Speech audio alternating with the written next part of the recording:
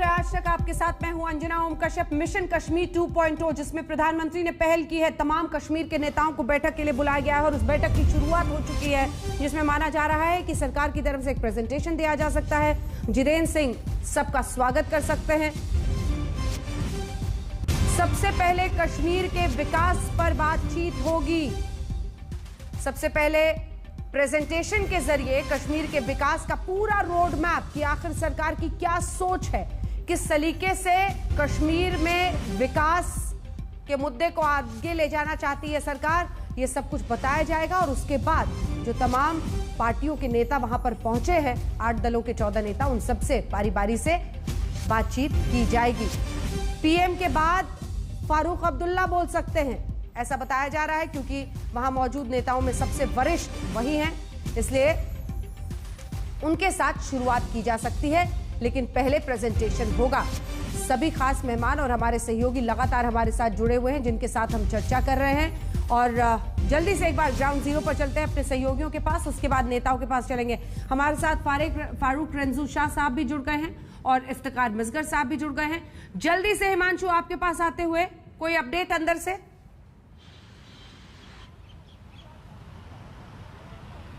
देखिए अंजना, मैं आपको बता दूं कि बैठक शुरू हो गई है और एक प्रेजेंटेशन दी जाएगी कि जम्मू कश्मीर के ग्राउंड जीरो पर क्या क्या विकास कार्य जो हैं धारा 370 को हटाने के बाद किए गए हैं। उस पूरी प्रेजेंटेशन के बाद जो है जितेंद्र सिंह जो पीएमओ के अंदर मंत्री भी हैं और वो एक वेलकम रिमार्क्स देंगे और सभी नेता जो आए हैं उनको वेलकम करेंगे। उसके बाद प्रधानमंत्री नरेंद्र मोदी जो है ओपनिंग रिमार्क्स देंगे, जम्मू कश्मीर को लेकर उनकी क्या सोच है और वो किस तरीके से जम्मू कश्मीर में केंद्र सरकार आगे बढ़ना चाहती है, सभी राजनीतिक दलों को साथ लेकर और उनकी भागीदारी किस तरीके से चाहती है जम्मू कश्मीर के विकास में। और आगे आने वाले दिनों में जिस तरीके से चुनावी प्रक्रिया शुरू होगी डीलिमिटेशन के बाद, वो उसमें सभी के सुझाव मांगेंगे और उसके बाद जो है जम्मू कश्मीर से आए तमाम नेता जो है एक के बाद एक अपनी बातों को रखेंगे और उसके बाद एक बार फिर से प्रधानमंत्री नरेंद्र मोदी जो है क्लोजिंग रिमार्क्स देंगे।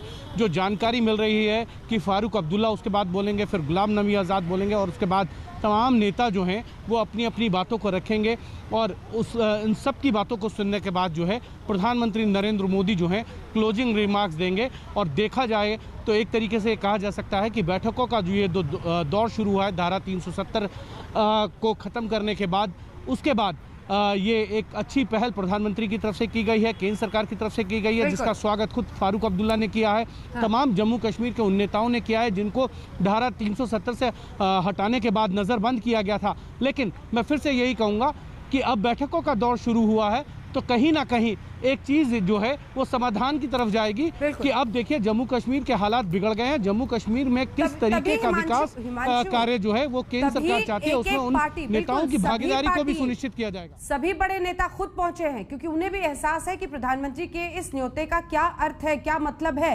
इफ्तिकार मिसगर साहब और फारूक रंजू शाह साहब, मैं आपके पास आऊंगी, शर्मा जी आपके पास भी आऊंगी, लेकिन एक सवाल रह गया था जो ये टीआरपी हमें समझाने बैठे थे मिस्टर मोहित भान, और जो हमें समझा रहे थे कि पाकिस्तान, आपको एहसास है इस बात का कि इस देश में पाकिस्तान को लेकर कितना गुस्सा है? आपको जम्मू के लोगों की आवाज नहीं सुनाई देती है? उनका प्रतिनिधित्व नहीं करती है आपकी पार्टी? क्या स्टेक है अंजना ओम पाकिस्तान कश्यप जी, हमारे को बहुत एहसास है, आपको ये एहसास है कि आपको एक सहाफी होने की नजर से, एक जर्नलिस्ट होने की नजर से आपको इस चीज की जानकारी होनी चाहिए कि सरकार क्या क्या कर रही है, आप हमें जर्नलिज्म ना सिखाइए, आप हमें जर्नलिज्म ना सिखाने की जरूरत है। आप सिर्फ इतना बताइए, जर्नलिज्म सिखाने की इसलिए जरूरत है क्योंकि आज से 2 साल पहले नेतागिरी और कश्मीर और देश और वतन को सीख नहीं पाए। आईना आपको फारूक अब्दुल्ला ने दिखा दिया। हमें सियासी अपॉर्चुनिटीज लिखी इनकी जहर उगलने के अलावा ना मोहित भान साहब आपके पास कुछ नहीं है। और याद रखिएगा, आज प्रधानमंत्री के आवास पर यह बैठक चल रही है, कम से कम आज थोड़ी सी संवेदनशीलता रखिए पाकिस्तान के मुद्दे पर। हटाइए इनको, मुझे नहीं लगता कि आपको समझ भी आ रहा है कि आज इतने महत्वपूर्ण दिन पर आप क्यों बेवजह की ऐसी फिजूल बातें कर रहे हैं। पाकिस्तान परस्ती ले जाइए अपनी कहीं और, इस देश को जरूरत नहीं है। फारूक अब्दुल्ला ने भी बोल दिया। दिखाइए फारूक रंजू शाह और इफ्तिकार मिसगर साहब, आज बड़ी पहल हो रही है, आगे का रास्ता निकालना है। गुपकार के भी, कांग्रेस पार्टी के भी नेता फारूक अब्दुल्ला ने भी किनारा कट लिया कि हमें पाकिस्तान पे नहीं बात करना है, हमारे वतन के प्रधानमंत्री ने आज बुलाया है। आज सवाल यह है कि आगे का रास्ता तय करना है, डिलिमिटेशन हो, जम्मू के साथ कश्मीर के साथ इंसाफ हो, चुनाव हो, उस पॉलिटिकल प्रोसेस की तरफ बढ़ना है। फिर एक पाकिस्तान परस्ती दिखा के एक पर्टिकुलर ऑडियंस को केटर करने के लिए तो उसका नाम लिया गया था ना महबूबा मुफ्ती की तरफ से। देखिए अंजना जी, एक्चुअल में हमें देखना है कि किसके दिमाग में क्या चल रहा है। जहां तक महबूबा जी ने ये बात रखी कि पाकिस्तान के साथ बात करनी चाहिए, ये एक राय थी। क्या वो मीटिंग में ये बात कर पाती है या नहीं कर पाती है, ये 3 बजे अभी आपके द्वारा ही हमें पता चलेगा। जहां तक आज के मीटिंग का ताल्लुक है तो ये बिलखसूस कश्मीर के मामले पे मीटिंग हो रही है, जम्मू कश्मीर के मामले पे मीटिंग हो रही है, और इसमें सेंट्रल पॉइंट जम्मू कश्मीर ही बनना चाहिए। मगर हमें साथ बसाथ ये भी देखना चाहिए कि सरकार को क्या आन पड़ी आज 2 साल बाद मीटिंग बुलाने की, और उनके सामने खाता रखना डेवलपमेंट का, जो तथाकथित आप डेवलपमेंट की बात कर रहे हैं, उस डेवलपमेंट का खाका उनके सामने रखना। ये कोई बोर्ड मीटिंग तो नहीं है, ना कोई कैबिनेट मीटिंग है।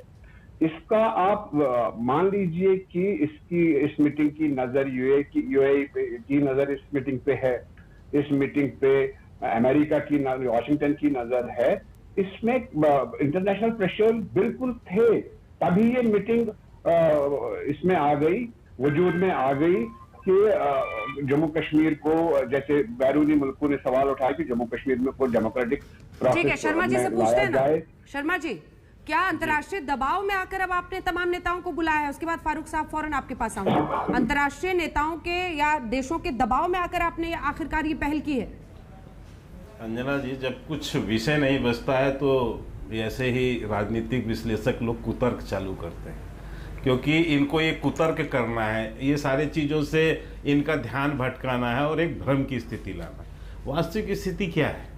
वास्तविक स्थिति ये है कि ये वही नेता हैं जो अभी भान साहब भी कह रहे थे, मैं उन सबका मिला के उत्तर दे देता हूँ।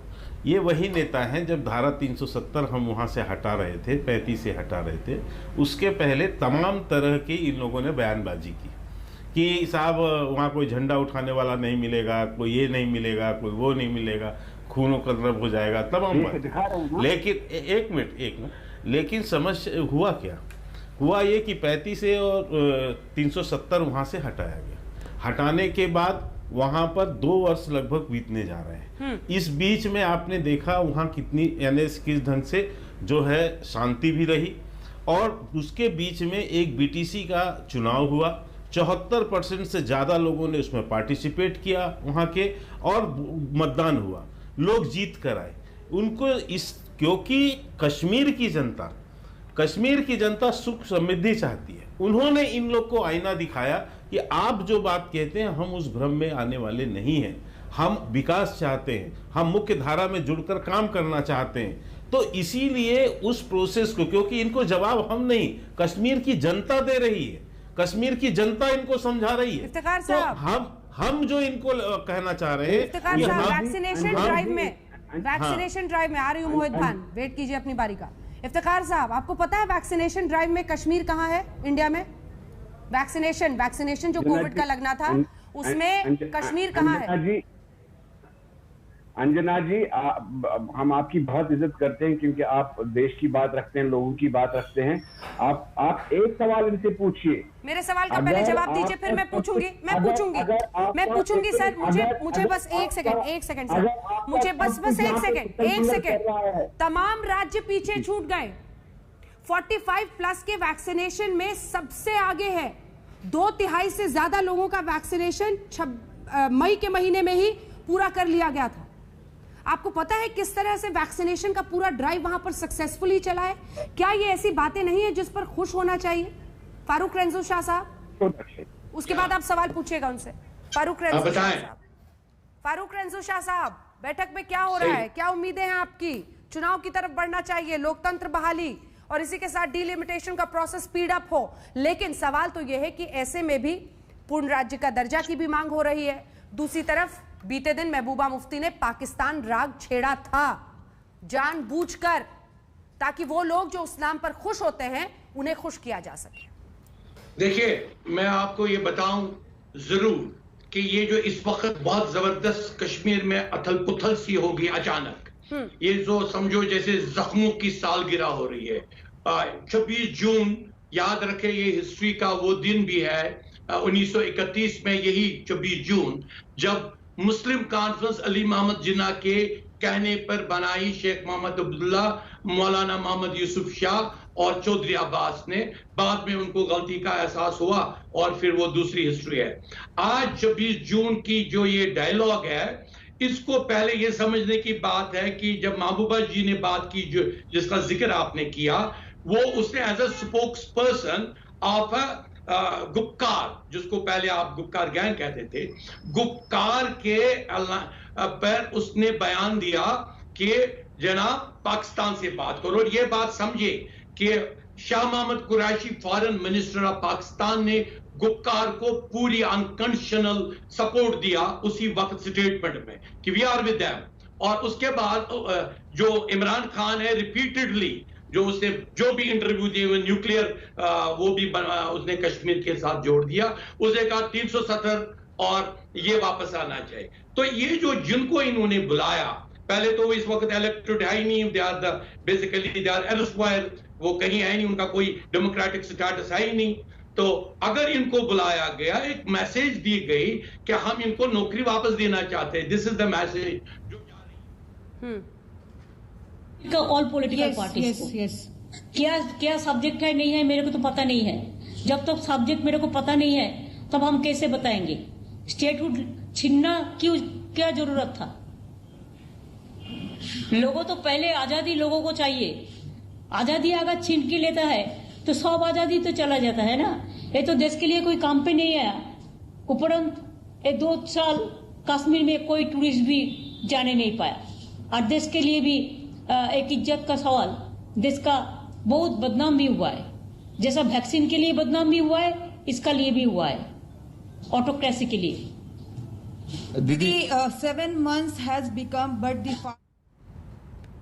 तो ममता बनर्जी पश्चिम बंगाल की मुख्यमंत्री इस मुद्दे पर बोलती हुई उन्होंने कहा कि कश्मीर में पर्यटन भी रुक गया और इसी के साथ उन्होंने कहा कि कश्मीर पर जो अनुच्छेद 370 हटाने का सरकार ने फैसला लिया उसकी वजह से बदनामी हुई, जैसे वैक्सीन को लेकर कई मुद्दों पर वो बोल रही थी अपनी बात। बहरहाल फारूक रंजू शाह साहब, आपकी बात बीच में कट गई थी, प्लीज अपनी बात पूरी कीजिए जल्दी से जल्दी। तो मैं आपको कह रहा था, अगर डिलिमिटेशन का इस वक्त प्रोसेस चल रहा है, डिलिमिटेशन पे हम सबकी नजर, हर कश्मीरी की नजर है। हम कश्मीरी का जो स्ट्रेटेजिक पार्ट था हमारा, जिसको आप लोग भी चैनल्स पे चाइना पाकिस्तान कॉरिडोर कहते हैं, ये हमारा कश्मीर का सिल्क रूट है, हमारा शाहराह इब्राहिम है। ये यहाँ पे बहुत शिया आबादी फंसी हुई है, वहां पे गिलगित में और बल्तिस्तान में, अस्करदू में हमारे सूफी हनफी मेजॉरिटी वहां पे है। ताशकंद बॉर्डर खंजरी पास में वो जो काशगर बॉर्डर पे है।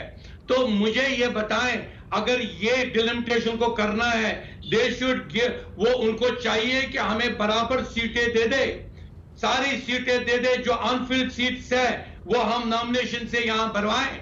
उसको कहते हैं डायलॉग। अपनी कंट्री में अगर बात करनी है तो प्राइम मिनिस्टर जो बात करेगा वो रिप्रेजेंट कर रहा है फारूक अब्दुल्ला को भी।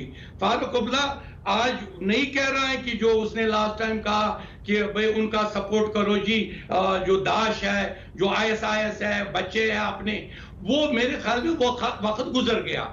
जो आज का वक्त है, ये वक्त है कि एटलीस्ट कश्मीर को एक ऐसी सिचुएशन में लाओ कि ये सारे दिमाग से इंतशार निकल जाए और परमिट कर। अगर आप फिर वही पुरानी शराब, वो नई शराब पुरानी बात बोतलों में डालोगे तो वक्त बहुत गुजर गया है। आज कश्मीर के रिप्रेजेंटेटिव कुछ और है। इस डायलॉग में कश्मीरी पंडितों को लाना चाहिए था, इस डायलॉग में सोसाइटीज को लाना चाहिए था, डोगरा उनको लाना चाहिए था। बताइए आप क्या चाहते हैं? आपको चिनाब वैली के लोगों को लाना चाहिए था। वह क्यों? अगर ये डेवलपमेंट भी है, democracy is part of development, इस डेमोक्रेसी को एक दायरे में लाना चाहिए था। लेकिन जो इंप्रेशन दिया गया, ये लग रहा है जैसे हिंदुस्तान और पाकिस्तान का डायलॉग और पाकिस्तान को रिप्रेजेंट ये गुपकार कर रहा। ठीक है, जल्दी से एक बार दिखाइए, इसका जवाब है आपके पास? मोहित भान, और जरा ये भी बताइएगा, इससे पहले के एक एक्सपर्ट बैठे थे, उन्होंने तो कहा कि पीडीपी तो पॉलिटिकल फ्रंट है हुर्रियत का। जी कोई बात नहीं, वो तो फिर उनको जिन्होंने ये बताया कि पीडीपी हुर्रियत का पॉलिटिकल फ्रंट है, उनको पहले प्रधानमंत्री जी के दरवाजे पे जाना चाहिए और उनको पूछना चाहिए कि आप फिर इनको क्यों बुला रहे हैं, ठीक है ना। उनको अगर एड्रेस वहां का नहीं पता है तो मैं एड्रेस बता दूंगा प्रधानमंत्री जी कहां रहते हैं, और वो अगर उबर, टैक्सी, ओला कुछ चाहिए वो भी बुक कराकर दे दूंगा, वो वहां पर जाकर पूछ सकते हैं उनको कि आपने जो पीडीपी हुर्रियत का फ्रंट है उनको क्यों बुलाया बातचीत करने का। तो इस पर मैं टिप्पणी नहीं करना चाहूंगा। लेकिन शर्मा जी ने एक सेकेंड, अरे सर एक सेकंड, आप बात कर रहे थे, मैंने कुछ बोला? अरे बड़े बदतमीज इंसान है सर आप, बड़े बदतमीज इंसान है सर आप। आप बात कर रहे थे, मैं शांति से सुन रहा था, मैं शांति से सुन रहा था। मोहित भान, भाषा पर संयम रखें, हमारे बुलाए हुए मेहमान हैं, उनकी उम्र देखिए और फिर तमीज से बात कीजिए। ये तमीज नहीं है, ये तमीज नहीं है। जब कोई बात कर रहा है, हाँ तो आप बोले कि मुझे मौका दीजिए। जब कोई बात कर रहा है टोकते नहीं है सर, जब कोई बात कर रहा है टोकते नहीं है जी, जब कोई बात कर रहा है टोकते नहीं, ये बदतमीजी होती है, ये बदतमीजी होती है सर, ये बड़ी बदतमीजी होती है। जब आप कोई बात कर रहा होता है तो टोकते नहीं है। भान आपसे सवाल पूछ रहे हैं तो आप चिल्लाने लगे, उनका सवाल भी तो सुनिए, सवाल तो सुनिए। कश्मीर के ही हैं, कश्मीर से ही लाइव बैठे हैं, कश्मीर से ही लाइव बैठे हैं, कश्मीर से ही लाइव बैठे हैं। एक ब्रेक के लिए हम रुक रहे हैं, नॉन स्टॉप कवरेज जारी है। प्रधानमंत्री के आवास पर यह बैठक चल रही है, फौरन लौट रहे, देखते रहिए आज तक। मिशन कश्मीर में ये दूसरा राउंड समझिए, क्योंकि बहुत बड़ा दिन है ये। प्रधानमंत्री नरेंद्र मोदी ने कश्मीर के तमाम बड़े नेताओं को बुलावा दिया है, उस न्योते को स्वीकारते हुए सभी पहुंच चुके हैं। 3 बजे से ही बैठक की शुरुआत हो गई है, जिसमें माना ही जा रहा है कि जितेंद्र सिंह सबका स्वागत करेंगे, जो कि MOS PMO हैं, और उसके बाद से प्रधानमंत्री बोलेंगे। एक प्रेजेंटेशन विकास पर कश्मीर के दिखाया जाएगा, नेताओं की बातचीत होगी। तमाम फारूक अब्दुल्ला उसकी शुरुआत कर सकते हैं, क्योंकि वो सबसे वरिष्ठ नेता हैं इस क्रम में। एक ब्रेक के लिए हम रुक रहे हैं, नॉन स्टॉप कवरेज जारी है, देखते रहिए आज तक।